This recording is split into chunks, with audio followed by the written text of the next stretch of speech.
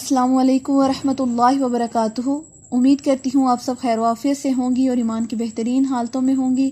اللہ تعالیٰ آپ تک آنے والے ہر شر کو خیر میں بدل دے، آمین۔ آج کا ہم اپنا سبق سٹارٹ کرتے ہیں سورۃ البقرہ کی آیت نمبر 165 سے۔ اعوذ باللہ من الشیطان الرجیم، میں پناہ مانگتی ہوں اللہ کی شیطان مردود کے شر سے۔ بسم اللہ الرحمن الرحیم، شروع اللہ کے نام سے جو بڑا مہربان نہایت رحم کرنے والا ہے۔ وَمِنَ النَّاسِ اور لوگوں میں سے مَن يَتَّخِذُ جو کوئی پکڑے من دون اللہ اللہ کے سوا اندادن شریک۔ اب یہاں پہ اللہ تعالیٰ فرماتے ہیں کہ لوگوں میں سے کچھ لوگ ایسے بھی ہیں جو اللہ کے سوا کسی اور کو معبود مانتے ہیں۔ پہلے اللہ تعالیٰ نے اپنی صفات کے بارے میں، اپنی ذات کے بارے میں ہمیں بتایا، اللہ کی جو جو نشانیاں تھیں اللہ نے سب کے بارے میں بتا دیا۔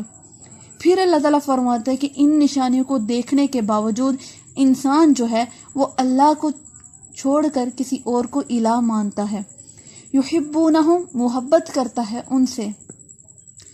یحبون کا لفظ حب سے، حب کا مطلب ہوتا ہے چاہ، یعنی کسی کی چاہت کرنا۔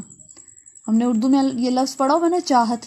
تو چاہت ہمیں ایسے نہیں ہو جاتی، چاہت کے پیچھے کوئی نہ کوئی وجہ ہوتی ہے۔ تو چاہت کی کیا وجہ ہو سکتی ہے؟ ایک وجہ لذت بھی ہو سکتی ہے۔ لذت کس طرح کہ اگر ہمیں کوئی چیز لذیذ لگتی ہے، جیسے کسی ریسٹورنٹ کا ہمیں کھانا اچھا لگتا ہے، چاہے وہ کتنی ہی دور کا ہو، تو ہم اپنے گھر سے اس لذت کی خاطر ہم وہاں پر جائیں گے۔ یہ ہماری چاہت ہی تھی نا کہ ہمیں یہاں پہ ریسٹورنٹ میں سے کوئی بھی ایسا وہاں پہ ذائقہ نہیں ملا جو ہم نے دور کہیں سے چکھا تھا، وہاں کا ہمیں زیادہ پسند آیا، تو ہم نے کیا کیا، ہم اپنے گھر سے چلے اتنی دور وہاں تک۔ یہ چاہت تھی جو ہمیں وہاں پر لے گئی، اور وجہ کیا تھی؟ لذت۔ ایک چاہت کی وجہ ہوتی ہے فائدہ۔ فائدہ کیسے؟ اگر ہمیں کسی سے فائدہ مل رہا ہے نا تو ہم اس کے ساتھ محبت کرتے ہیں، اگر فائدہ ختم تو محبت بھی ختم۔ کچھ محبتیں ایسی بھی ہوتی ہیں، اور کچھ چاہت ایسی ہوتی ہے خوبیوں کے بنا پر کہ ہمیں سامنے والے کی خوبی اتنی متاثر کر رہی ہوتی ہے کہ ہم اس کے، جیسے کہتے ہیں نا، پیروکار ہو جاتے ہیں۔ ہمیں سامنے والے سے اتنی عقیدت ہو جاتی ہے، اتنی عقیدت ہو جاتی ہے کہ ہم اس کو فالو کرنا شروع کر دیتے ہیں اور اس کو آئیڈیل ماننا شروع کر دیتے ہیں۔ تو محبت کی یہ تین وجہ ہیں، ایک لذت، ایک لذت، ایک فائدہ ہونا، اور تیسرا خوبیوں کی وجہ سے۔ اب اللہ تعالیٰ فرماتے ہیں کہ ان لوگوں نے کیا کیا، یحبونہم محبت کی ان سے، کن سے؟ اللہ کے سوا جو انہوں نے معبود بنائے تھے ان کے ساتھ انہوں نے ایسی محبت کی کہ حب اللہ، جیسے محبت کرنی چاہیے تھی اللہ سے۔ اب یہ اوپر اللہ تعالیٰ نے جتنی بھی نشانیاں بتائی ہیں نا، ان میں یہ تینوں صفات پائی جاتی ہیں۔ انسان کے لیے اس میں فائدہ بھی ہے، لذت بھی ہے، اور یہ خوبیوں کا حامل بھی ہے۔ یہ تینوں چیزیں ہیں، تو پھر کیوں نہ ہم اتنے پیارے اللہ کی بات مانیں بجائے ان کے جو کچھ بھی نہیں کر سکتے۔ اس الہ کو ماننا چاہیے جو پوری کائنات کو چلانے والا ہے، جو علی کل شیء قدیر ہے۔ لیکن ہم نے کیا کیا؟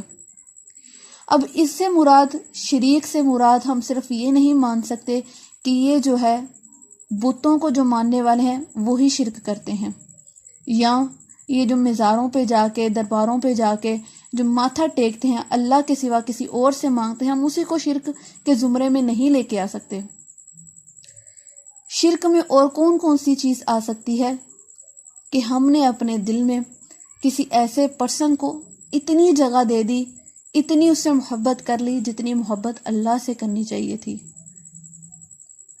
ہم نے اللہ کو بھول گئے اور اس محبت میں اتنے آگے چلے گئے کہ ہمیں صرف وہی دکھا، کہ ہم نے کہا وہ ہمیں مل جائے بس، اور کچھ نہیں چاہیے۔ ہم نے اس کی چاہت میں کیا کچھ نہیں کیا۔ آج کل ایسا ہی ہے نا، تو ہماری یوتھ جو ہے وہ اسی وجہ سے زیادہ ڈپریشن کے مریض ہیں۔ ڈپریسڈ ہے ہماری قوم زیادہ، کس وجہ سے؟ کہ چھوٹی چھوٹی عمروں میں ان کو ایسے روگ لگ گئے کہ کسی انسان کو اپنے دل میں اتنی زیادہ جگہ دے دی جتنی جگہ اللہ کو دینی چاہیے تھی۔ اللہ سے محبت کرتے تو دل سکون سے بھر جاتا، لیکن ہم نے کیا کیا؟ اپنے دل کو غلط راستے پر لگا لیا۔ پھر جب ہم اللہ اور اپنے درمیان کسی تیسرے کو لے کر آتے ہیں نا، تو اللہ کو شرک ذرا بھی برداشت نہیں ہے۔ پھر اللہ ہمیں اسی چیز سے آزماتا ہے جو ہمارے دل کے سب سے زیادہ قریب ہوتا ہے. اللہ اسی کے ذریعے ہمیں آزما رہا ہوتا ہے. پھر اسی کے ذریعے ہم ٹوٹتے ہیں اور دوبارہ اللہ سے رجوع کرتے ہیں، اللہ سے مانگتے ہیں کہ اللہ تو ہے، تو ہی دینے والا ہے. تو اس آیت کو جب پڑھتی ہوں تو لگتا ہے کہ اللہ تعالیٰ ہمیں جھنجھوڑے ہیں کہ جو ہم خواہشات، سم ٹائمز ہماری خواہشات ہم پر حاوی ہو جاتی ہیں اور ہم اللہ کے احکامات کی نافرمانی کر بیٹھتے ہیں. تو یہاں پہ یہی چیز بات کی جا رہی ہے. شرک کرنا صرف انہی کے زمرے میں نہیں آتا جو بتوں کے آگے ماتھا ٹیکتے ہیں، ان کے زمرے میں بھی آتا ہے جو اپنی خواہشات کے آگے ماتھا ٹیکتے ہیں، جو یہ سمجھتے ہیں کہ میری خواہش زیادہ عزیز ہے بجائے اس کے کہ میں اللہ کا حکم جانوں. والذین، اور جو لوگ آمنوا ایمان لائے، اشد سخت ہیں، حباً محبت میں، للہ اللہ کی. اب اللہ تعالیٰ فرماتے ہیں کہ جو ایمان والے ہیں، جو مومن ہیں، وہ اللہ کی محبت میں سخت ہیں. وہ نہیں دیکھتے کہ سامنے کیا ہے، اللہ کا حکم آ گیا فوراً کر دیا. جیسے حضرت ابراہیم علیہ السلام کو اللہ نے حکم دیا، اللہ نے ان کو کیا حکم دیا تھا کہ اپنے بیٹے کو قربان کر دیجئے. بیٹا کس کو عزیز نہیں ہوتا؟ اولاد سبھی کو عزیز ہوتی ہے، اور بیٹے خاص طور پر. اور اللہ نے دیا بھی اتنے سالوں کے بعد. تو اللہ سے کہہ سکتے تھے اللہ اتنی دیر بعد تو نے بیٹا دیا ہے اور اسی کو قربان کرنے کو کہہ رہے ہیں. نہیں، اللہ کی محبت دیکھیے کہ اللہ کا حکم آیا اور انہوں نے یہ نہیں کہا، کچھ بھی شکوہ شکایت نہیں کی، کچھ بھی ہیلے نہیں بنائے، بیٹے کو قربان گاہ لے آئے قربانی کرنے کے لیے. تو اللہ کیا اس قربانی کو رائے گاہ جانے دیتے؟ اس اجر کو رائے گاہ جانے دیتے؟ اللہ کو سب پتہ ہوتا ہے کہ آپ کے دلوں پر کیا گزر رہی ہے. اللہ صرف آزماتے ہیں کہ میرا بندہ کس حد تک مجھ سے محبت کرتا ہے، کس حد تک میرے لیے کچھ بھی کر سکتا ہے. دنیا میں ہم بھی آزماتے ہیں نا، ہم کہتے ہیں اگر تم ہم سے اتنی محبت کرتے ہو تو ہمارے لیے یہ کر کے دکھاؤ. اسی طرح اللہ بھی آزمائش میں ڈالتے ہیں. اللہ کی محبت چاہیے، اللہ کا قرب چاہیے تو آزمائش شرط ہے. مومن کے اوپر جب آزمائش آتی ہے تو وہ اسے نکھار دیتی ہے. کافر کے اوپر آتی ہے نا تو وہ مزید جو ہے نا گمراہی میں مبتلا ہو جاتا ہے، شکوے شکایت کرنا شروع کر دیتے ہیں، مجھ پر ہی کیوں آیا. تو یہاں پہ اللہ واضح طور پہ بتا رہے ہیں جو ایمان والے ہیں وہ اللہ کی محبت میں سخت ہیں. اللہ کا حکم آ گیا، وہ نہیں دیکھتے کہ سامنے میرا بیٹا ہے، بیٹی ہے، کوئی رشتہ دار ہے، نہیں، وہ اللہ کے حکم کی فرما برداری کرتے ہیں. اللہ ہمیں بھی ان میں سے کر دے، آمین. ولو، اور اگر، یر الذین، دیکھیں ان لوگوں کو، ظالموا، جنہوں نے ظلم کیا، اذ، جس وقت، یرون العذاب، دیکھیں گے عذاب کو، ان القوت، بے شک قوت، للہ، اللہ ہی کے لیے ہے، جمیعاً، ساری کی ساری، وان اللہ، اور یہ کہ اللہ شدید العذاب، سخت عذاب کرنے والا ہے. استغفر اللہ. اللہ تعالیٰ فرماتے ہیں کہ آپ اگر دیکھیں ان لوگوں کو جنہوں نے ظلم کیا تھا، جب وہ عذاب کو دیکھیں گے، جب اپنے سامنے اپنے اعمال کو دیکھیں گے تو کہیں گے ان القوت للہ جمیعا، ساری کی ساری قوت آج اللہ ہی کے لیے ہے، ہم کچھ بھی نہیں کر سکتے. ہم جن کو الہ مانتے تھے، جو ہمیں یہ کہتے تھے کہ آج تم ہمارے ہاتھوں پر بیعت کر جاؤ تو تمہارے سارے گناہ معاف کر دیے جائیں گے، تمہیں نماز روزہ رکھنے کی ہرگز کوئی ضرورت نہیں، تم ہمارا پلہ تھام لو، تم ہمارا ہاتھ تھام لو تو تم جنتی ہو جاؤ گے. جب وہ عذاب کو دیکھیں گے، اپنے سامنے جہنم کو دیکھیں گے تو ان کو یقین ہو جائے گا کہ ساری قوت اللہ ہی کے لیے اور اللہ بڑا ہی عذاب کرنے والا ہے. استغفر اللہ. اللہم لا تجعلنا منہم. امیجن کریں ذرا وہ لمحہ کہ اگر اللہ نے ہم سے اسی ایک دن کے بارے میں ہم سے پوچھ لیا کہ یہ تم نے کام اس طرح کیوں کیا تھا، کیا ہم اللہ کو جواب دے سکیں گے؟ کہ ہمارے پاس کوئی جواب ہوگا، کوئی عذر ہوگا؟ کیسے پیش کریں گے کہ ہمارا اپنا ہی جسم جو ہے وہ ہمارے خلاف گواہی دینا شروع کر دے گا. اللہ زبان کو تالا لگا دے گا، کوئی بات ہی نہیں کہہ سکے گی، کوئی بہانہ نہیں بنا سکے گی. یہ آنکھیں بول پڑیں گی، یہ کان بول پڑیں گے، یہ ہاتھ بول پڑیں گے، پاؤں بول پڑیں گے کہ اللہ یہ ہمیں لے کے گیا تھا. اس جسم کی خاطر آج جو ہم گناہ کرتے ہیں یہی جسم ہمارے خلاف ہو جائے گا. اللہ ہمیں سخت عذابوں سے بچائے، آمین. اس جس وقت تبرأ الذین، بیدار ہو جائیں گے وہ لوگ. بیدار کب ہوتا ہے انسان؟ جب ہم کسی میں کوئی عیب دیکھتے ہیں.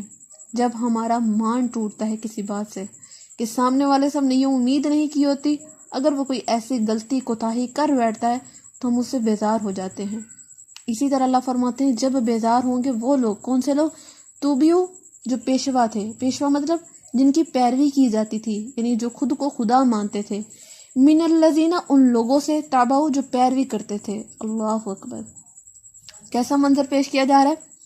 قیامت کا منظر ہے۔ اللہ تعالیٰ فرماتے ہیں جو معبود بنے بیٹھے تھے وہ اپنے پیروکار سے، جو ان کے پیروی کرتے تھے، ان سے بیزار ہوں گے۔ وَرَأُوا الْعَذَابَ، اور جب دیکھیں گے عذاب کو، یعنی جب انہوں نے عذاب کو دیکھ لیا، ان کو پتہ چل گیا، حق واضح ہو گیا، آج کسی کا کوئی بھی مددگار نہیں ہوگا۔ وَقَطَّعَتْ، اور کاٹ دیے جائیں گے، بہم، ان کے اسباب، رشتے ناتے، جو ان کے درمیان رشتے ناتے تھے، جو وہ معبود بن کر دنیا والوں سے یہ دعوے کرتے تھے کہ ہم تمہیں بچا لیں گے، ہم تمہاری سفارش کر دیں گے اللہ کے سامنے، تم ہرگز جہنم میں نہیں جاؤ گے۔ آج کے دن وہ لوگ بیزاری دکھائیں گے اپنے پیروی کرنے والوں کو، ان سے کہیں گے ہم تو بیزار ہیں تم لوگوں سے۔ اللہ اکبر، ذرا یہ جو آیتیں ہم پڑھ رہے ہیں ان کو اپنی آنکھوں کے سامنے رکھیں کہ جس سے ہم نے اتنی محبت کی، جس سے ہم نے اتنی عقیدت کی، اور اس کے پیچھے پیچھے چلتے گئے، اتنا پیچھے چلے کہ ہم نے کچھ نہ دیکھا، اندھا دھند اس کی باتوں پر ایمان لیتے آئے، چاہے وہ ٹھیک کہہ رہا تھا چاہے غلط کہہ رہا تھا، لیکن قیامت کے دن کیا ہوا؟ اس نے ہم سے بیزاری دکھائی۔ ہم نے جس کے لیے دنیا خراب کر دی، جس کے لیے اپنی آخرت کو برباد کر دیا، قیامت کے روز وہ ہم سے ہی بیزار ہو رہا ہے۔ کیا ہم نے اس لیے اپنی دنیا خراب کی تھی؟ ہم نے عقیدت، ہم نے جو محبت اس سے کی، اس لیے کی؟ ہماری محبت اور عقیدت ہمارے لیے کس کام آئی؟ کچھ بھی نہ۔ اگر یہی عقیدت اور محبت ہم نے اللہ سے کی ہوتی تو اللہ کبھی بھی اس کو رائیگاں نہ جانے دیتے۔ وقال الذین، اور کہیں گے وہ لوگ، تابعو، جو پیروی کرتے تھے، لو کاش، انا، یہ کہ، لنا، ہوتا واسطے ہمارے، کررتن، پھر جانا، فنتبرأ، پس بیزاری کرتے ہم، منہم، ان سے، کما، جیسے، تبرؤ، بیزاری کی، منا، ہم سے، تبرؤ، بیزار ہوئے، منا، ہم سے۔ اللہ اکبر۔ اب یہ لوگ کیا کہہ رہے ہیں؟ قیامت کے دن ہی یہ لوگ کہتے ہیں کہ اللہ، کہ کاش ایسا ہوتا کہ ہمارے لیے پھر جانا ہوتا۔ پھر جانا مطلب دنیا میں واپس ہم لوٹتے تو ہم ان کے سامنے ایسے ہی بیزار ہوتے، ایسے ہی بیزاری دکھاتے جیسے آج ہی ہم سے بیزار ہیں۔ تو کیا ہمارا واپس آنا ہوگا؟ ہرگز نہیں۔ یہ آیات ان لوگوں کو پڑھ پڑھ کے سنائی جائیں تو یہ لوگ محض مذاق اڑاتے ہیں۔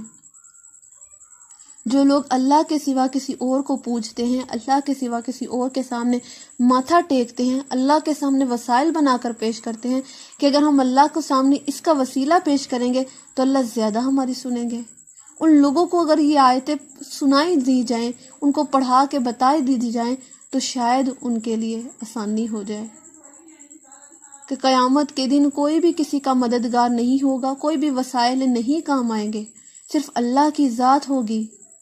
اپنا ایمان کامل رکھیں، یقین کامل رکھیں، صرف اللہ کی ذات پر یقین رکھیں، کسی اور پر یقین رکھنے کی ضرورت ہی نہیں ہے کہ میں اس کے پاس جاؤں گا، دعا کرواؤں گا تو میرے لیے آسانی ہو جائے گی، میں اس کے پاس جاؤں گا، اس سے دعا کرواؤں گا تو مجھے بخش دیا جائے گا یا میری رزق میں اضافہ کر دیا جائے گا۔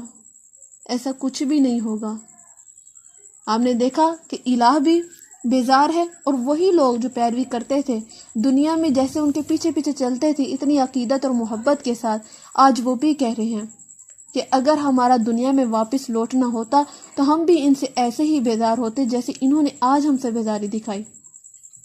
کذالک، اسی طرح، یریہم اللہ، دکھائے گا ان کو اللہ، اعمالہم، ان کے اعمال، حسرات، حسرت کی جمع ہے، یعنی ندامت کے لیے، پیشمانی کے لیے، علیہم، اوپر انہی کے۔ اللہ تعالیٰ ان کو کس لیے ان کے اعمال دکھا رہا ہے؟ پچھتاوے کے لیے، افسوس کے لیے انہی پر کہ تم نے دنیا میں کیا کام کر دیا، اور وہ افسوس کریں گے۔ وما ہم، اور نہیں وہ، بخارجن، نکلنے والے، من النار، آگ سے۔ اللہ اکبر، اللہم لا تجعلنا منہم، آمین۔ اللہ تعالیٰ فرماتے ہیں ان کے پچھتاوے کا اس دن کچھ بھی فائدہ نہیں ہوگا۔ کیوں؟ کیونکہ ان کو جو عذاب سنا دیا جائے گا جو سزا ان کے لیے مقرر کر دی جائے گی وہ ان سے کبھی بھی نکالے نہیں جائیں گے۔ آج ہمارے پاس وقت ہے، مہلت ہے، تو ہمیں اپنی اصلاح کر لینی چاہیے۔ یہ نہ ہو کہ قیامت کے دن ہم بھی انہی لوگوں میں سے ہوں، اللہ نہ کرے۔ تو اللہ تعالیٰ ہمیں نیک اعمال کرنے کی توفیق دے، ہمارا عقیدہ درست رکھے، اللہ آمین۔ یا ایھا الناس، اے لوگو، کلو کھاؤ، مما ساتھ اس چیز کے، فی الارض جو بیچ زمین میں ہے، حلالن حلال، طیباً پاک۔ اب یہاں پہ اللہ تعالیٰ فرماتے ہیں یا ایھا الناس، اے لوگو۔ یہاں پہ اللہ تعالیٰ نے یا ایھا الذین آمنوا یا ایھا الذین کافروا، کافر اور ایمان والوں سے اللہ مخاطب نہیں، پوری قوم، پوری انسانیت سے مخاطب ہو کر فرما رہے ہیں کلو کھاؤ مما فی الارض حلالا طیبا، کہ تم زمین میں سے حلال اور پاک چیزیں کھاؤ۔ تمام انسانوں سے اللہ مخاطب ہو کر کہہ رہے ہیں۔ حلال کہتے ہیں جو باطن صفائی، یعنی جس میں باطن صفائی ہو، طیبہ پاک جو ظاہر بھی صاف ہو۔ اب زمین میں جو چیزیں اگتی ہیں، جو زمین میں چیزیں ہیں، وہ ساری کی ساری حلال نہیں ہیں، اور حلال میں سے بھی کچھ ایسی ہیں جو انسان کے لیے فائدہ مند ہیں، ٹھیک ہے۔ اب یہاں پہ اگر انسان کو کوئی چیز اپنی استعمال میں لانی ہے تو اس کی دو شرطیں اللہ تعالیٰ نے رکھ دی، ایک حلال ہو اور ایک وہ پاک ہو۔ ضروری نہیں کہ جو پاک چیز ہے وہ حلال بھی ہو، لیکن حلال چیز پاک ہو سکتی ہے۔ اسی لیے اللہ نے فرمایا کہ جب بھی تم کچھ کھاؤ تو وہ کیا ہو، حلال بھی ہو اور پاک بھی ہو۔ وَلَا تَتَّبِعُوا، اور مت پیروی کرو، خطوات الشیطان، شیطان کے قدموں کی۔ اللہ تعالیٰ فرماتے ہیں شیطان کے قدموں کی پیروی نہ کرو۔ شیطان کے قدموں کی پیروی سے مراد کہ اس کے پیچھے پیچھے مت چلو، کہ اگر وہ تمہیں کوئی راستہ دکھا رہا ہے، کوئی خوبصورت اعمال تمہیں بنا کر دکھا رہا ہے تو اس کے پیچھے مت چل پڑو۔ کیوں؟ انہو، بے شک وہ، لکم، واسطے تمہارے، عدو مبین، ظاہر دشمن ہے۔ ایک دشمن ہوتا ہے چھپا ہوا، اس سے انسان بچ نہیں سکتا، وہ خفیہ وار کرتا ہے، ہمیں پتہ نہیں ہوتا، لا علم ہوتے ہیں ہم غیب کا علم نہیں جانتے، ہم نہیں جانتے کہ کوئی ہمارے لیے کیسی سازشیں چل رہا ہے، ایسا ہی ہے نا۔ اور ایک تو وہ ہے جو ہمارے سامنے ہے، واضح ہے، ہم اسے بچنے کی کوشش کرتے ہیں کہ نہیں کرتے۔ ایک سامنے انسان بندوق لے کر ہمارے کھڑا ہے تو کیا ہم سینہ تان کے اس کے سامنے کھڑے ہو جائیں گے، اپنے بچاؤ کے لیے کوئی دفاع بھی کریں گے؟ اپنا بچاؤ کریں گے نا، دفاع ضرور کریں گے۔ تو اللہ تعالیٰ فرماتے کہ شیطان جو ہے تمہارا کھلا اور ظاہر دشمن ہے، وہ سامنے سے وار کرے گا، وہ ظاہر دشمن بھی کوئی چھپا ہوا نہیں ہے، اس سے تم بچو، اس کی پیروی کرنے سے بچو۔ انما، صرف، یامرکم، حکم دیتا ہے تم کو، بالسوء، ساتھ برائی کا، والفحشاء، اور بے حیائی کا۔ اللہ اکبر۔ اللہ تعالیٰ کیوں فرماتے ہیں کہ تم نے اس کی پیروی نہیں کرنی؟ کیونکہ وہ کیا حکم دیتا ہے تم کو؟ برائی کا اور بے حیائی کا۔ جب بھی آپ کے ذہن میں کوئی ایسے خیالات آئیں تو سوچ لیں کہ یہ شیطان کا وار ہے، فوراً سے اعوذ باللہ پڑھ لیں۔ اگر کوئی دوست، کوئی رشتہ دار، کوئی بھی اگر آپ کو کسی برائی کے کام کرنے کا کہے تو سوچ لیں کہ یہ شیطان ہے، فوراً سے وہاں سے اٹھ جائیں، وہاں سے بھاگ جائیں، آپ کے لیے یہی بہتر ہے، کیونکہ اللہ کی آیات ہمارے سامنے ہیں، اللہ نے فرمایا وہ تمہارا ظاہر دشمن ہے، تو ہم نے اپنے دشمن سے احتیاط کرنی ہے، اس سے بچنا ہے۔ اگر ہم نہ بچے تو وہ ہمیں جہنم تک لے جائے گا، پھر وہاں سے ہمارے لیے کوئی بھی رہائی نہیں ہوگی۔ وَأَن تَقُولُوا، اور یہ کہ کہو، علی اللہ، اوپر اللہ کے، ما لا تعلمون، جو تم نہیں جانتے۔ شیطان کیا حکم دے رہا ہے؟ ایک تو برائی کا حکم دے رہا ہے، دوسرا بے حیائی کا حکم دے رہا ہے، تیسرا کہ اللہ پر ایسی باتیں کہنا جو اللہ نے کہی ہی نہیں، یہ تم جانتے ہی نہیں۔ ہم ایسے کہہ دیتے ہیں جذبات میں آ کے، وہ باتیں کر دیتے ہیں جو اللہ نے کہی نہیں ہوتی، جو ہمیں پتہ ہی نہیں ہوتی۔ ہم لا علم ہوتے ہیں، لیکن ہم اپنے پاس سے اپنے آپ کو صحیح ثابت کرنے کے لیے غلط ملت باتوں کو صحیح کر کے سامنے بیان کر دیتے ہیں۔ تو یہ کس کی طرف سے ہے؟ یہ شیطان کی طرف سے ہے، تو ہمیں اسے وَإِذَا، اور جب قِیلَ لَهُمْ، کہا جاتا ہے ان سے، تابعوا، پیروی کرو، ما انزل اللہ، جو نازل کیا اللہ نے، قالوا، کہتے ہیں، بلکہ نتبع، پیروی کریں گے، ما الفینا جو پایا ہم نے علیہ اوپر اس کے آباءنا اپنے آباء و اجداد پر. اب جب کسی کو سمجھایا جاتا ہے اور کہا جاتا ہے کہ تم اس چیز کی پیروی کرو جو اللہ نے نازل کی ہے. اللہ نے کیا نازل کیا؟ قرآن و سنت. کہ تم اس کے مطابق اپنی زندگی کو چلاؤ، اس کے مطابق زندگی کو گزارو، اور جو حکم اللہ نے دیا ہے اسی کی تم پیروی کرو. پھر یہ لوگ کیا کہتے ہیں؟ بل نتبع ما الفینا علیہ آباءنا، ہم تو اسی کی پیروی کریں گے جس کو کرتے ہوئے ہم نے اپنے ماں باپ کو پایا ہے. اللہ اکبر. اب اس سے کیا پتہ چلتا ہے کہ ہم کیا اپنے ماں باپ کی یا آباء و اجداد کی بات نہ مانیں؟ ایسا ہرگز نہیں ہے. اگر آپ کے آباء و اجداد قرآن و سنت کے مطابق زندگی گزار نہیں رہے تو آپ ان کی بات نہیں مان سکتے.